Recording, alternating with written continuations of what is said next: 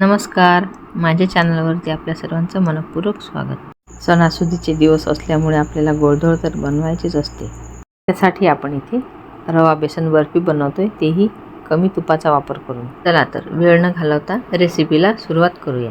रवा बेसन बर्फी बनवायचे अनेक प्रकार आहेत, परंतु आज आपण अगदी सोप्या पद्धतीने रवा बेसन भाजून न घेता बर्फी बनवतोय। त्यासाठी आपण 1 किलो चणा डाळ दळून घेतली, सर्व गाळून घ्यायचं आणि त्याचे 2 भाग करायचे। त्यातील 1 भाग बेसन, 1 ग्लास रवा घेतलेला आहे। जाड किंवा बारीक कुठलाही रवा चालेल।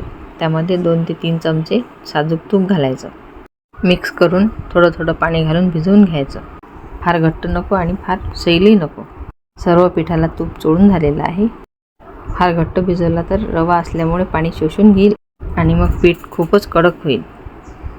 जशी आपण पोळीसाठी कणिक मळतो तसंच ठेवायचं। तुम्ही पाण्याऐवजी दुधाचा वापर सुद्धा करू शकता। आता छान हे पीठ मळून झालेलं आहे। त्याचे असे गोळे तयार करून घ्यायचे। आता एका उंड्याची आपण अशी पारी केलेली आहे, त्याला थोडं तूप लावायचं आणि फक्त दुमडून घ्यायचा। आपण इथे गॅसवर इडली पात्रामध्ये पाणी ठेवलेलं आहे, त्यावरती एक जाळी ठेवायची।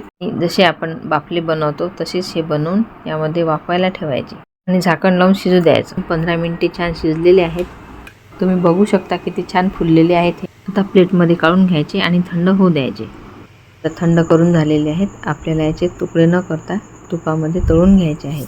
तुम्ही बघू शकता आतून किती छान फुललेले आहेत। ते अगदी सहज हाताने तुटतात। कढईमध्ये तूप तापवायला ठेवायचं आणि त्यामध्ये छान तांबूस रंगावर हे आपण तळून घेणार आहोत। तळायसाठी अजिबात तूप लागत नाही आणि आतमध्ये सुद्धा हे तूप जात नाही। वरून छान खरपूस झालेले आहेत आणि आतून तेवढेच नरम आहेत। तुम्ही बघू शकता हाताने त्याचा चुरा होत आहे। आता असा चुरा करून घेणार आहोत आपण थंड झाल्यानंतर आणि मिक्सरला फिरून छान याची पावडर करून घ्यायची। त्याचे काप करून तळल्यामुळे थोडे तेलकट होतील म्हणून आपण अख्खेच ठेवले, त्यामुळे तळायला तूप सुद्धा कमीच लागतं।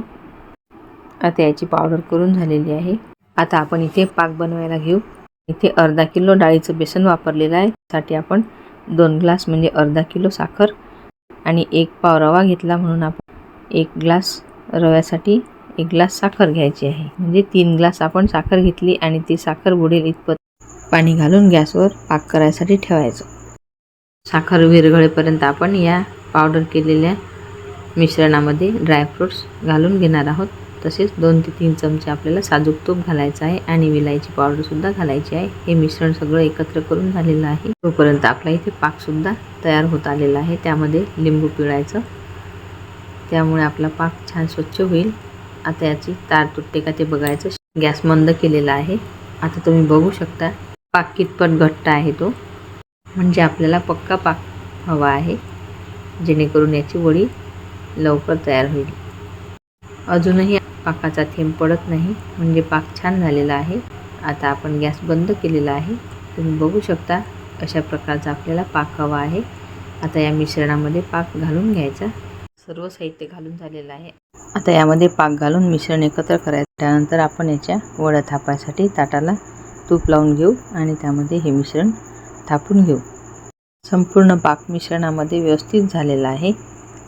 संपूर्ण मिश्रण एकत्र करून झाल्यानंतर तूप लावलेल्या ताटामध्ये हे मिश्रण व्यवस्थित पसरून घ्यायचं।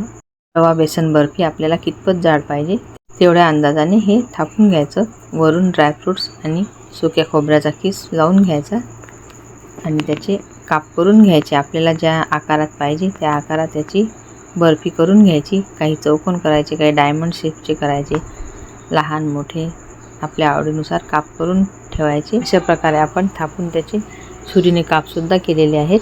वेगवेगळ्या आकाराचे कापून घेतलेले आहेत। तुम्ही बघू शकता आपली रवा बेसन बर्फी किती छान झालेली आहे। अजिबात चिवट झालेली नाही, कडक सुद्धा झाली नाही आणि सहज तोडू शकतो। अशा अगदी सोप्या पद्धतीने रवा बेसन बर्फी तयार केलेली आहे।